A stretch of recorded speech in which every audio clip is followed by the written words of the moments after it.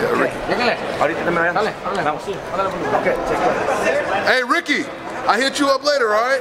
So, all right, man. Instant reaction, man. When you saw Lomachenko last night, what was your instant reaction? Well, he had a great performance. You know, he definitely showed the skills that he has. We've seen him. He had another opportunity to show it again. You know, footwork is excellent. Hand speed, combinations. You know, that's what a champion at his caliber needs to do. You got the right opponent to, you know, perform and you know, just, you know, do great like that. That was expected, you know, from a fighter like Lomachenko. Mikey, you done been in there in international tournaments, so you done seen all different type of styles. How do you beat somebody like Lomachenko? Or if you was even training someone to fight Lomachenko,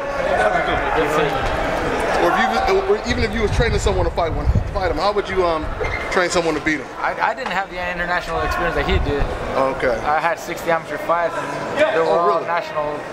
Oh, so you really didn't fight the Russians, the Cubans, and all that? I didn't get to fight that. I turned pro before that. Oh, okay. Interesting, interesting. I turned pro at 18 when it was 2 years before the Olympics. I lost to Terence Crawford at the U.S. Championships, and then after that we decided to turn pro. We don't want to wait. So I don't have that experience, but you know, it's different in the pros. You know, you develop as a fighter, you learn. You know, and so you do face different styles, different fighters in your career as you're developing. But Lomachenko is different. You know, when he has that footwork, the speed, angles, and reflexes to really, you know, be tricky. So there's some things that we would obviously have to look at, you know, and try to adjust and come up with a good game plan. Now I know it shows the stats. It shows that he's 5'6", you 5'6". Have you ever stood next to him? Have you ever met him in person? No. Never even met him, huh? He was always working out at the gym there in Oxnard, but I was never there when he was, and the times that I was there, he wasn't there, so never got a chance to actually, like, you know, hang out or even see him work out. So I don't know. If he's 5'6", I'm also 5'6", so we should be probably the same size. Now it seems like you've called out Keith Thurman. Not called, but you said you would love to fight him. So it seemed like you guys are at a crossroads, meaning that unequivocally the only big fight, if his name isn't Adrian Broner, is for you guys to fight each other. How can we make that fight happen, or is it that far away? No, I don't know if it's any real possibility like that.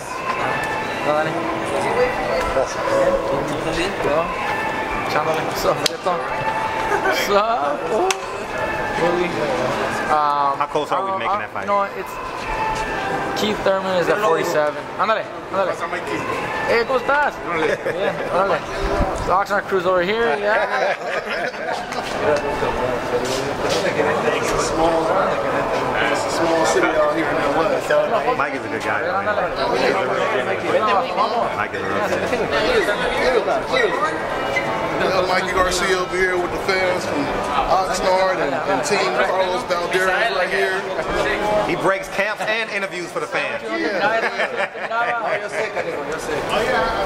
Showing love to the fans over here.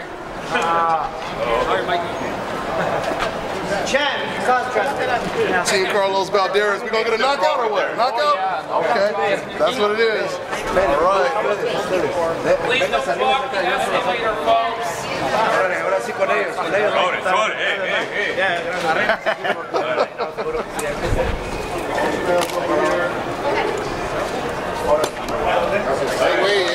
All right. Oh, look at Jordan over there. I bet Caleb planted somewhere. In shape, too. In shape. All right, yo, take care. Keep up the good work, y'all. Catch up with you, Caleb. Hey, Chip.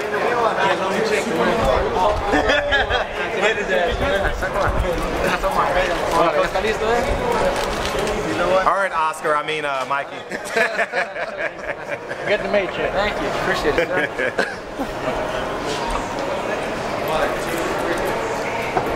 All right, champ. Thanks, man. Thanks, Enjoy the fights. Thanks. That's pretty dope. So you said Keith Thurman. What did you say? No. Yeah, I mean, how likely is okay? Well, like I said, not Keith Thurman. How likely is Lomachenko? Oh, Lomachenko. I think. Or do you want Linares first and then first right now at 135?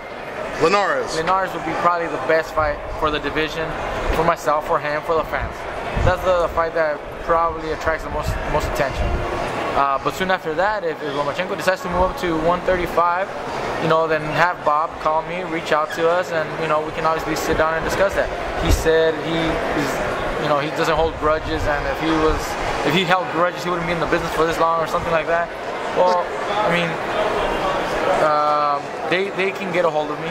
They can get a hold of my brother. My brother still does business with them, so I'm not inaccessible. I'm there, you know. I'm here. They already lost my number. I'm sure they can get it again, you know. Bob is the one who we're gonna be dealing with, because whatever Lomachenko says or says he wants to do, in the end, it still falls to his promoter, Bob Arum. He makes those decisions. On the other hand, I don't have a promoter. I'm my own boss right now. I get to dictate what I want.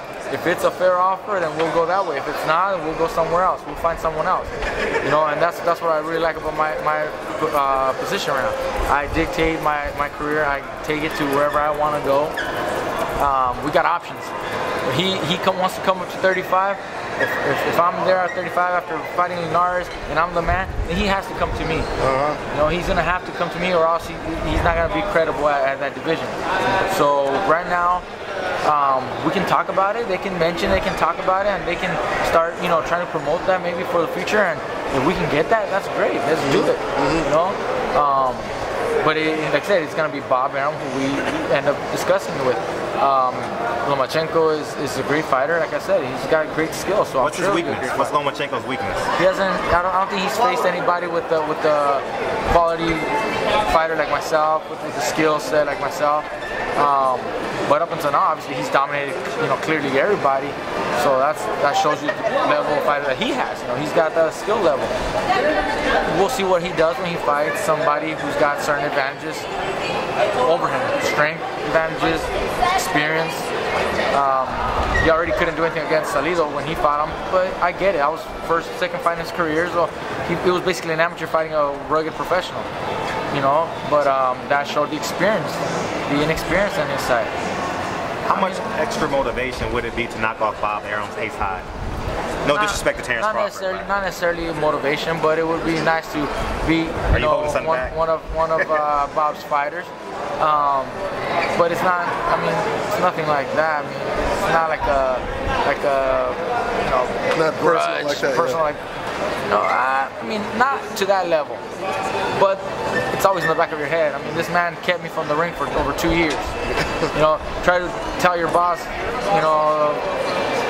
I mean, if a boss is telling you can't work, and yeah, he doesn't give you work, then what do you do? I mean, you guys work for yourselves, or you guys work for someone, or anybody that has a boss, and the boss tells me, that's it, we got no more work for you, but yeah, you can't go anywhere else. And it's not very nice. It's not very nice. And of course, that's always going to be there, but you got to move on. You can't hold grudges in that sense. You got to move on and try to just, you know, do as best you can for the future. And like I said, I've always said it. This next stage of my career is the best stage of my career, and you guys can already see it. I just came back to my second fight. I'm world champion again, and everybody's talking about me. Everybody's talking about me. They're not talking about anybody else except me, whether it's at 130, 135, or 140. Everybody wants me. It must be for a reason. What was your initial reaction, immediate reaction, when you first heard Loma bring up your name? Well, it was Max who mentioned it, so it was funny that HBO actually remembered my name, because a little while ago they said nobody cared about me and nobody was interested in watching me, and that I was just old news. Like I said, it must be that people still remember me if even they are mentioning my name, you know. But it is a business, and that's why they are doing it, because they understand that would be a big fight, a big show, and it could possibly be done later this year or next year. Why do you think Golovkin came out, according to Frank Warren, Golovkin, he claimed an injury after the Danny Jacobs fight? Why do you think he did that, or said that, reported it? I hadn't heard that. Just oh, heard you didn't hear about it? Okay, yeah. Yeah, Frank Warren, who promotes Billy Joe Saunders, he said he talked to Team Golovkin. They told him that he suffered an injury, and that's why they haven't signed the contract to fight Billy Joe Saunders yet. But you already know Tom Loeffler also wants to make the Canelo fight.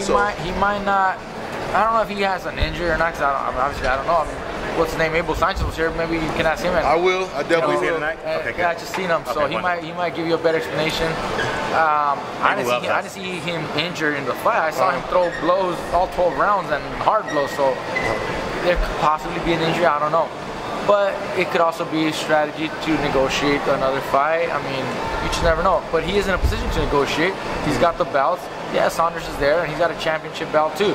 But Golovkin is still considered probably the top guy right now. So he's got options. He's looking at other options too. Why did you pick Danny Jacobs winning that fight? I thought Jacobs would win, and I still think he actually pulled it off. I picked him because I've seen Danny. I remember him from the amateurs, and he's a great fighter. He's got the size, he's got the speed, he's got the power, qualities, and things that former opponents of Golovkin didn't have. You know, so I thought, you know, Danny Jacobs was going to be the toughest and probably the one with the most chances of actually beating Triple G, and he did. In my eyes, he fought great, and it could have easily been a fight that he could have won. Didn't go his way, but I mean, a lot of people believe he probably won also. Yeah, that's really where you see the quality of fighter that Danny Jacobs is. So Freddie Rose said he thought that Golovkin was exposed. Do you feel Golovkin was exposed? No, it's not like being exposed. It's just, you know, you're fighting another top guy, another top level fighter, world champion, who's bringing everything he has. It doesn't mean that you're exposed. Put Golovkin against anybody else that's not at that level, and he's going to dominate clearly. But bring someone out at that level, and you're not going to get the same results, because now you're fighting a guy. There's levels, even between champions. There's levels. I mean, absolutely. You got 4 champions, and 1, 2 could be the weakest, and the top 2 could be the top guys. So it just is. Absolutely. Terry Flanagan, he said, out of all the lightweights, you would be the most toughest to beat. Who would you say would be the toughest other champions to beat? Would you say the same thing as him, or what? The other way around, what? You got Robert Easter, Terry Flanagan, Linares. Everybody has their pros and cons. Robert Easter has, you know, skills. He's got height reach advantages. Something negative about him is that he's not at the level to generate the money and the attention that networks were willing to pay. Maybe a fight now. But he did do good numbers out there in Ohio, though. He did. Yeah. That's Ohio, bro. Yeah. You ain't going to Ohio. Bring him anywhere else. I mean, bring him somewhere else. Let's see what he does. Oh, yeah. You know, so we don't know yet. Yeah. You got guys like Flanagan in the UK who does great. Oh, absolutely. You know? And if they come here, I'm sure people are gonna come. The English people follow their. Oh, so you would want him to come over here? If he comes out here, I'm sure they will come. That could be a huge fight here too. If I go there, I know we got fans that could also travel. That would be a huge fight. Jorge Linares has fought around the world too, so he's got fans just about everywhere. Maybe not as big fan base like Flanagan does at home, but Linares is a great, fighter. He's shown, 3-4 times already that he's champion. I think 4 times, 3 divisions. So those are the names there. I don't know if there's any one of them is gonna be more difficult than the other. Like I can pick, okay, I can pick this is easier. It's not about that. It's just whoever is top dog in the division. Linares did real well. Flanagan did real well. I would love to get any of those 2 names. Those are the ones that stand out the most. If Robert Easter has one more victory, maybe that really sets him apart, then that's the guy I would go after. But as it is right now, it's either Linares or Flanagan, top list. Okay, so Robert would be last on that list right now. For right now. Okay. It would be probably the last option, the 3rd option. Especially because we want Linares because WBC is ordering that fight. We would take that one first. Flanagan has the WBO that I really want another WBO title. I want the 3rd WBO title. I really want another WBO title. He holds it. Robert Easter has, like I said, he's got the skills. And he could possibly be the most difficult one because of the reach and height advantages. That doesn't mean that's not the reason why I'm not fighting him. You also look at the business side. And so you want the fight to be as big as it can be, what you're saying, right? You're going to try to get the fight who's going to make you the most amount of money, of course, but who's also going to elevate you to the next level. If I fight Easter right now, people might come back and say, why, he was just a new champion. He wasn't ever proving himself yet. So that kind of discredits me. But it won't discredit me with Flanagan or Linares because they've already proven themselves many times there. Yeah. So you got to balance things out. But any of the champions, that are there are tough champions right now. You don't have really an easy champion like other divisions sometimes have, champions that are not as great. So you can kind of choose and pick an easier. Right now they're not like that. Well, the consensus from the fans, at least the fans I see online, they're saying that you and Robert Easter are the two best. So hopefully, you know, maybe that's big enough in the future to where exactly he could possibly be the most difficult fight and the toughest fight because he's got skills, he's got height, he's got reach, you know, and he's got the hunger. He's hungry, he's young. It could possibly be that one. And if we can actually get that to that level where it's going to generate that big of a buzz, then why not do that? I would definitely do that. If he had 3 or 4 other title defenses and beat 2 or 3 other champions by now, then he would be number 1 on the list. Now you're let's see what he can do, you know, in another fight or two to create that big buzz. Like you said, he brought good numbers in Ohio. That's Ohio. Let's see what he does anywhere else. You know, let's see if he goes anywhere else. Texas, Vegas, New York, you know, and start creating more of a bigger fan base that sells. That the networks are willing to pay. What are his TV ratings? Because all that counts into your purse, man. And at the end of the day, it really is about the purse. You know, you gotta also watch out for your family. You gotta watch out for your purse. If he's willing to fight for $100,000 every fight, well, that's great for right now. But I bet you he won't fight me for $100,000. You know, he's not gonna. He wants to get paid too. You know, it's a disrespectful thing for me to offer him $50,000 or $100,000. It doesn't happen like that. Yeah. You know, he wants to get paid accordingly. I want to get paid accordingly. A fair deal. Absolutely. Now, hey, I'm just saying thanks for your time, man. Yeah. All right, your brother, your brother's interview went crazy when he said you were the 3rd best pound for pound fighter in the world in front of Andre Ward. What's your perspective on that? Everybody has opinions. Own opinions. Everybody has a pound for pound list. Really, to me, doesn't matter because everybody has a different list. And neither you're right or wrong. It's just your opinion. So I don't care for what people say, pound for pound. It doesn't matter to me. What matters to me the most is just what the fans have to say. If the fans say I'm great, great. If they don't see it that way, no, it's all right. My final, and your brother said he'll kick your ass if you turn down $4 or $5 million to take a fight. Was it Pacquiao? Because Broner turned down $4 million. He said he'll kick your ass if you turn down that fight. If that fight was offered at that price, I'd kick my own ass if I turned it down. You know, I mean, you're talking about, you know, good purses, good fights that will elevate you and will generate, you know, a bigger name for yourself. So of course you would take that fight. If they actually seriously offer something like that to me, then I'd definitely take it. What did you see? Okay, I'm sorry, you gotta go. I want to ask you this question. What did you see when you threw that right hand when you knocked him out in Vegas? I was watching on film and I was like, how did you see your angle to throw that punch? All that sequence there I saw all that in slow motion. Really? It's crazy because I mean, we practice that a lot in the gym. We practice a lot of that in the gym.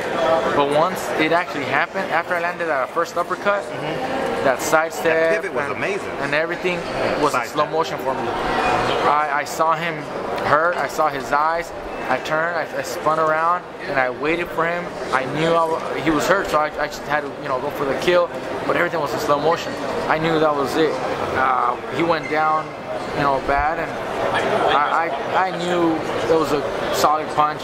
I didn't know if he was not gonna get up. I didn't know how much damage it would have done, but I knew it was a very good right hand. We're waiting for you in LA, man. We're waiting for you in Staples Center. Thanks. We hope to get it here, man.